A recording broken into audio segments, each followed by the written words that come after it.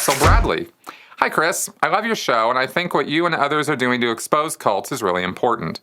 My question is if you've ever heard of sexual abuse or misconduct by LRH himself.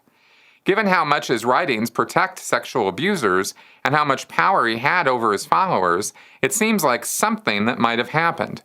However, I don't remember ever hearing reports, even from people who worked with him closely back in the early days.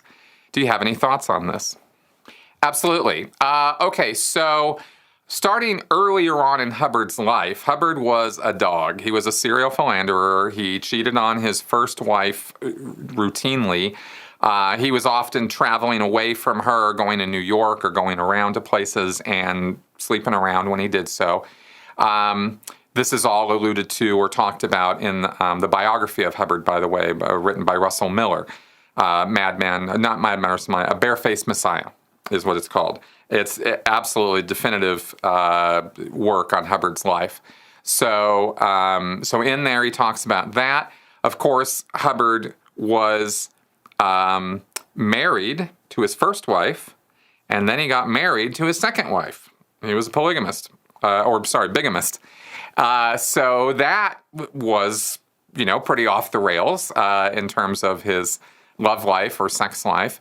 It took a year for his second wife to even find out his first wife existed, and they got the divorce. And then within a few years, she was also leaving him, and he hooked up with his third and final wife. After that, there's not really. I'm not aware of Hubbard cheating on his third wife. I don't have any specific, verified reports that I can think of off the top of my head. I think after he married his third wife, I think Mary Sue kind of got him under control to some degree on that. It would not surprise me if I found out that he had cheated on Mary Sue. That wouldn't be like, oh my God, I can't believe that. I just don't have any evidence that he did. I know for sure that he did on his first and his second wives. There are multiple reports of this all the way through the Dianetics years. Excuse me. Hubbard became a family man for real with his third wife. They settled down to a degree. They had these, I think he had 5 kids. And he, and his wife loved those kids to death, and he had whatever, feelings he did for the individual kids. So later in life, Sea Org happens, and come the 1970s, Hubbard develops this little corps of messengers. Actually starts in the 60s.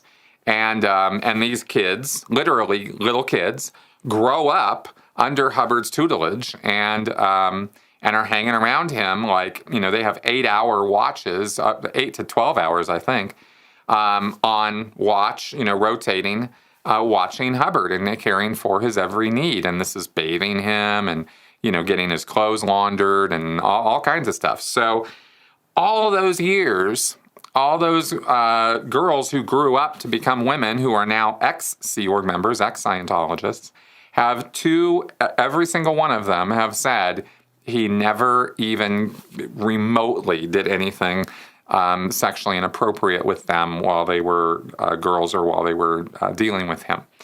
And I believe them. It just wasn't Hubbard's thing late in life to be a pedophile or go after little girls. And that just wasn't, his brand of crazy. He had other crazinesses going on. And quite honestly, physically, he might not have even been up to it. I don't really know. But he did suffer a couple strokes in the 70s.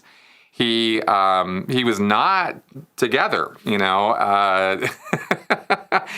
So, that's also a possibility as to why he just kind of, maybe his whole sex drive collapsed. I don't know.